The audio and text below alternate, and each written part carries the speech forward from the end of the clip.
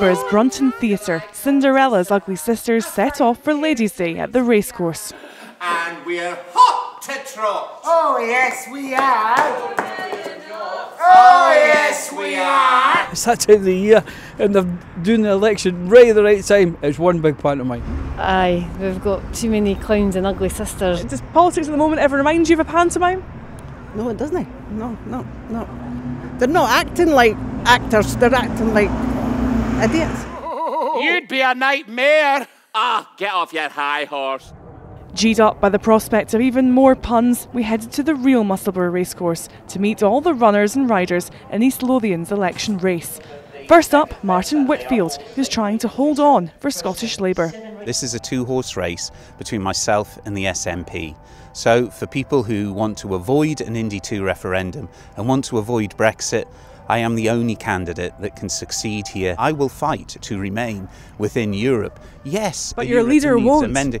Well, he's not going to fight either way. He's offered to deliver the decision of the people, and that's fine. Coming up behind him, Kenny McCaskill, a former Scottish Justice Secretary, who's hoping to make a comeback for the SNP. So we are quietly optimistic, but we believe that if our vote turns out on Thursday, then we'll win it. Is it between you and Labour? Is it between you and the Tories? I think it's between ourselves and the Tories. I think the Labour vote has collapsed as it's collapsed elsewhere in Scotland.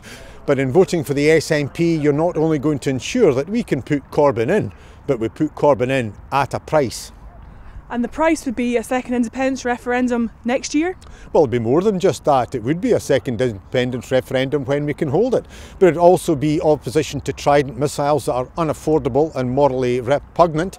But the Conservatives also quite fancy their odds in this seat. It's now essentially a two-horse race between myself and the SNP candidate.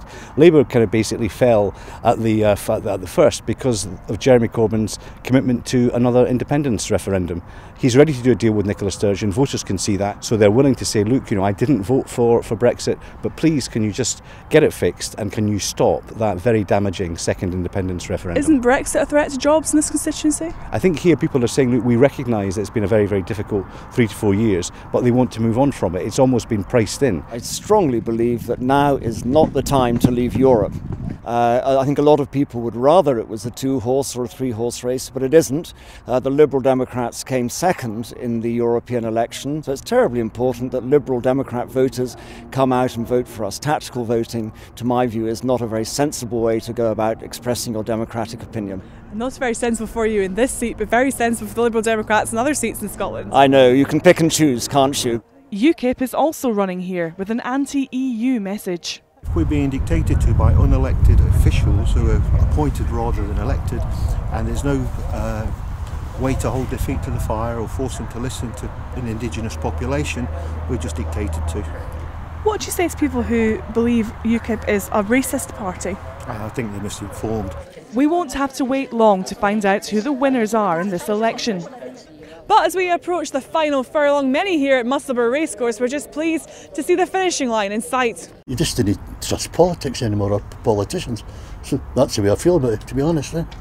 I know who I'm voting, which will be SNP this year, but I used to be a Labour man. Anybody bar Tory. Including Labour? This is a Labour seat? No, maybe. Just want something to sort out Brexit and move forward. Yeah, Tory.